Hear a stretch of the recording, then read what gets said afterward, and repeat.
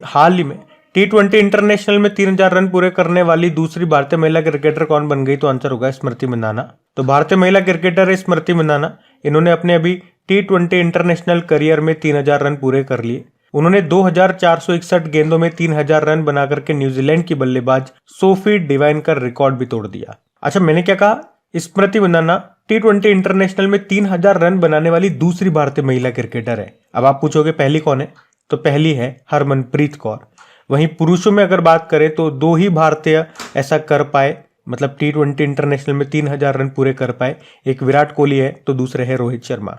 वैसे महिला cricket team के कोच हैं अमूल मजूमदार।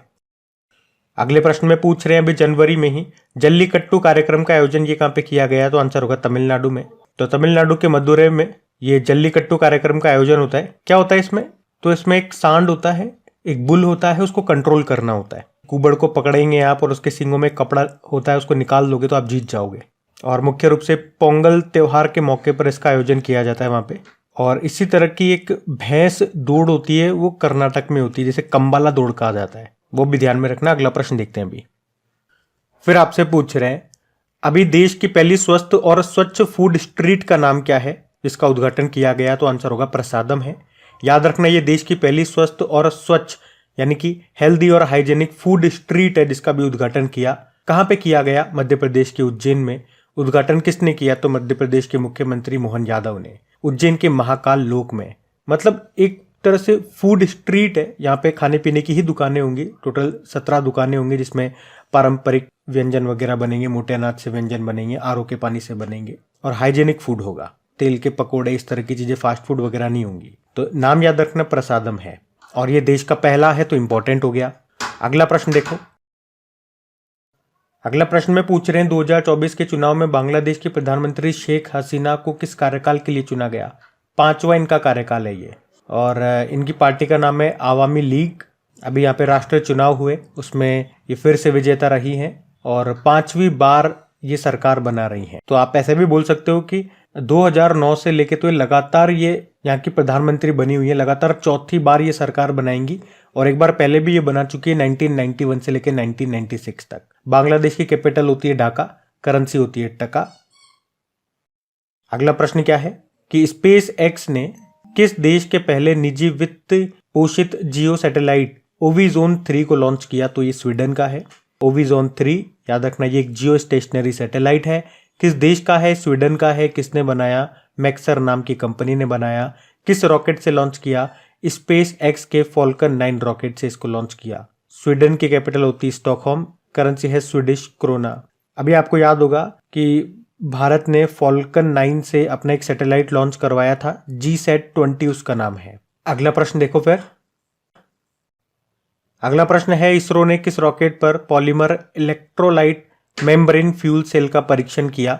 तो आंसर होगा PSLV C58। आपको याद होगा अभी 1 जनवरी 2024 को इसरो ने एक्सपोसैट उपग्रह यानी कि एक्स रे पोलरिमीटर सैटेलाइट को लॉन्च किया। किस रॉकेट से लॉन्च किया? PSLV C58 से। तो उसी के साथ पोएम 3 का भी सफल परीक्षण किया गया। पोएम 3 मतलब ये एक PSLV ऑर्बिटल एक्सपेरिमेंटल मॉड्यूल है। मतलब ये एक ऐसा प्लेटफॉर्म है जिसपे इसरो अपने साइंटिफिक एक्सपेरिमेंट परफॉर्म करता है। तो अभी इतना सा याद रखो। वैसे मैंने आपको डिटेल में एक्सप्लेन किया है इसको डेली करंट अफेयर्स वाली क्लास में।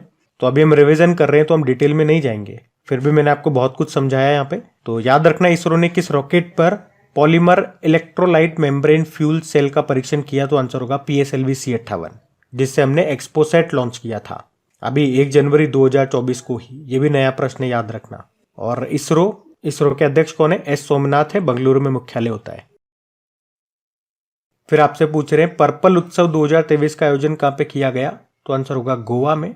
अभी ये जनवरी में हुआ था आयोजन, गोवा में हुआ था। गोवा की कैपिटल पणजी है जो कि मंडोवी नदी के किनारे है। और मुख्यमंत्री कौन है? प्रमोद सावंत हैं, और गवर्नर है PS श्रीधरन पिल्लई।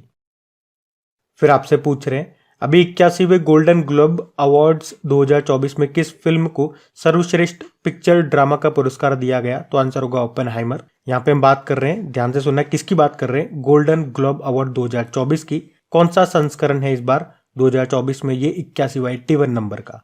और इसका आयोजन अमेरिका के कैलिफोर्निया के बेवर्ली हिल्स में किया गया था। बेस्ट फिल्म याद रखना ड्रामा कैटेगरी में ओपेनहाइमर रही। बेस्ट एक्टर किलियन मर्फी हैं ओपेनहाइमर के लिए। बेस्ट एक्ट्रेस हैं lily Gladstone killers of the flower moon movie के लिए। और बेस्ट डायरेक्टर हैं क्रिस्टोफर नॉलन ओपेनहाइमर मूवी के लिए। वहीं टीवी कैटेगरी में बेस्ट ड्रामा अवार्ड मिला है सक्सेशन सीरीज को, ये भी ध्यान में रख लो। तो गोल्डन ग्लोब अवार्ड्स या अमेरिकी और अंतरराष्ट्रीय फिल्म और टीवी सीरीज दोनों में उत्कृष्टता के लिए दिया जाने वाला एक अवार्ड है। क्या किसी भारतीय को भी ये गोल्डन ग्लोब अवार्ड मिल चुका है? तो एक तो AR रहमान को मिल चुका है। स्लम डॉग मिलेनियर नाम से मूवी आई थी, तो उसके लिए उनको मिला था, उसमें उन्होंने गाना गाया था जो। वो पहले भारतीय बने थे जिन्हें गोल्डन ग्लोब अवार्ड मिला था। और पिछले साल ही हम लोगों ने पढ़ा था कि 2023 में 80वें गोल्डन ग्लोब अवार्ड्स में जो नाट्टू नाट्टू गाना आया था RRR मूवी का, उसे गोल्डन ग्लोब अवार्ड मिला था और वो ये अवार्ड जीतने वाला पहला एशियन सॉन्ग बना था। फिर आपसे पूछ रहे हैं संस्कृति के आयाम नाम की बुक को किसने लिखा? तो आंसर होगा मनोरम मिश्रा ने। और इस बुक को किसने लॉन्च किया था? तो सड़क परिवहन व राजमार्ग मंत्रालय में जो राज्य मंत्री हैं VK सिंह, उन्होंने इसको लॉन्च किया था। बुक का नाम है संस्कृति के आयाम, मनोरम मिश्रा ने लिखा। फिर आपसे पूछ रहे हैं किस राज्य के कोरापुट काला जीरा चावल को GI टैग मिला? तो आंसर होगा उड़ीसा। एक्चुअली में उड़ीसा के भी 7 प्रोडक्ट्स को एक साथ GI टैग मिला था, सारे मैं आपको बताता हूँ। एक तो ये कोरापुट काला जीरा चावल हो गया, लौंजिया सोरा पेंटिंग्स हो गई, डोंगरिया कोंद शॉल हो गई, खजूरी गुड़ा हो गया जो कि एक तरह की मिठाई है, डेकनाल भाजी ये भी मिठाई है, सिमलीपाल काई चटनी हमने पढ़ा है, और नयागढ़ कांटेई मुंडी बैंगन को GI टैग मिला है। अच्छा, किसी भी उत्पाद को अगर GI टैग दे रहे हो तो कितने सालों के लिए वैलिड रहता है? 10 सालों के लिए, याद रखना। जब पेटेंट दिया जाता है तो वो 20 सालों के लिए रहता है। पहली बार GI टैग ये 2004 में मिला था, दार्जिलिंग टी को मिला था जो कि पश्चिम बंगाल की है। फिर आपसे पूछ रहे हैं भी किसे विश्व व्यापार संगठन में भारत का राजदूत बनाया गया था? सेंथिल पांडियन को बनाया गया था। तो ये नाम आपको याद रखना होगा क्योंकि अभी वर्ल्ड ट्रेड ऑर्गेनाइजेशन विश्व व्यापार संगठन में भारत का राजदूत इनको नियुक्त किया गया था। और किन की जगह? ब्रजेंद्र नवनीत की जगह। बाकी विकासशील एशियन डेवलपमेंट बैंक में भारत के एग्जीक्यूटिव डायरेक्टर बने। और शशि सिंह अखिल भारतीय रबर उद्योग संघ के अध्यक्ष बने। तो ऋत्विक रंजनम पांडे आपको पता है 16वें वित्त आयोग के सचिव बने थे, जबकि अध्यक्ष अरविंद पनगड़िया जी बने। अगला प्रश्न देखते हैं। फिर आपसे पूछ रहे हैं कि अभी हाल ही में किस राज्य सरकार ने ST/SC छात्रों के लिए योग्य श्री योजना शुरू की? तो आंसर होगा पश्चिम बंगाल। तो पश्चिम बंगाल की मुख्यमंत्री ममता बनर्जी, उन्होंने ही ये योग्य श्री नाम से एक योजना शुरू की है। क्या है ये योजना? सिंपल सा याद रखो, ST/SC छात्रों के लिए मुफ्त में कोचिंग कराई जाएगी इस योजना के तहत।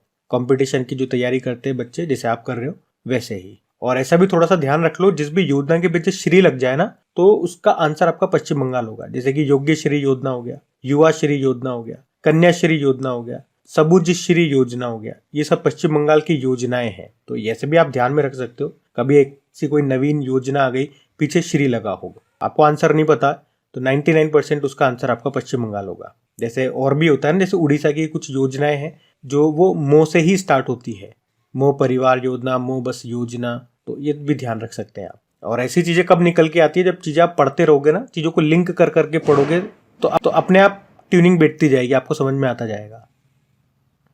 अगला प्रश्न देखते हैं। अभी 2024 का पहला चक्रवात आया अल्वारो, इसने कहां पे तबाही मचाई? मेडागास्कर में। अभी 1 जनवरी 2024 को ये मेडागास्कर से टकराया, भारी तबाही इसने यहाँ पे मचाई।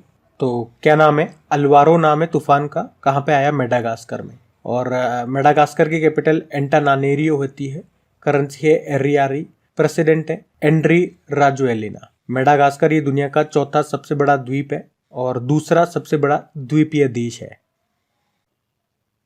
अगला प्रश्न देखो। अभी हाल ही में अंतरदेशीय जलमार्ग विकास परिषद की पहली बैठक कहाँ पे हुई?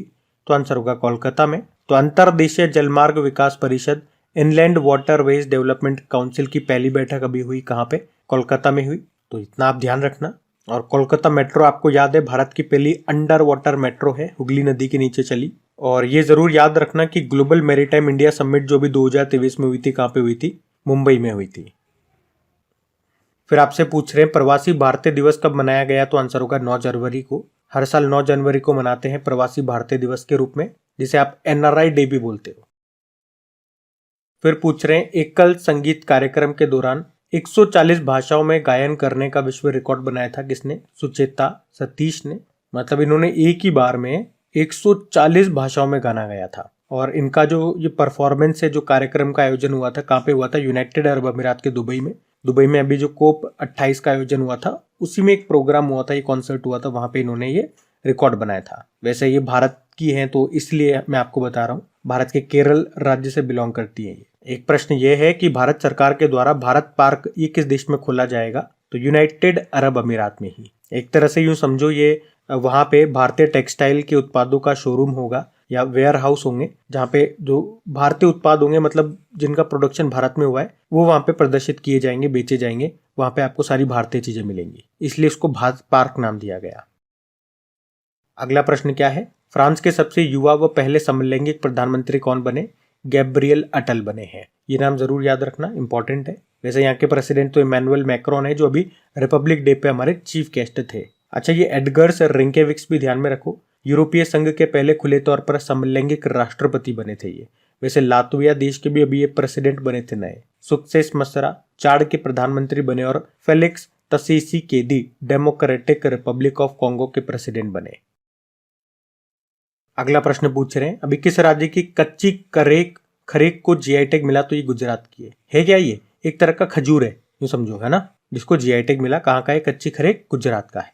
अच्छा, इसके अलावा एक और प्रोडक्ट है रामबन अनारदाना, ये जम्मू कश्मीर का है, एक तरह का फल है, इसको भी अभी जीआई टैग मिला। तो आज का रिवीजन सेशन यहीं तक रखते हैं। वीडियो को आपने अभी तक लाइक नहीं करा तो प्लीज लाइक जरूर करना। दोस्तों के साथ में स्टडी ग्रुप में एक बार शेयर जरूर कर देना। ये हम जनवरी 2024 का रिवीजन कर रहे हैं, फिर से बता रहा हूँ। Thank you.